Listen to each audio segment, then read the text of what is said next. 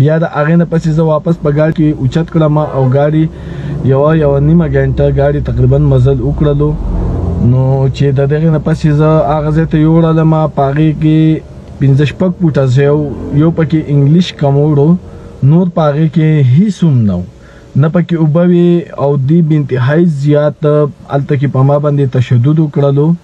د دې چې کوم ډیمانډونه هغه ورسره ما ونه منل. نو د هغې نه پس دې زما نه غلطې ویډیوګانې هم کړي دي. نو زما د ټول پښتنو لسته دا یو درخواست دی که په مستقبل کې تاسو ته زما داسې ویډیوګانې راشي هغې په ما باندې په جبري باندې کړي دي، زه د هغې بالکل غنده نه کومه. زه ما په خپل په رضا باندې دا ویډیوګانې نه دي کړي او نه به چېرته کې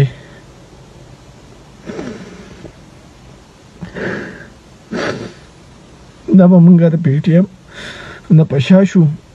مونږ به خپل دا لارې چې ده دغه شانتې تعقیب کړې ده.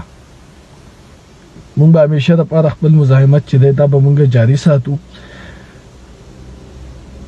د زما د بټوې نه 3,000 روپۍ وړې وې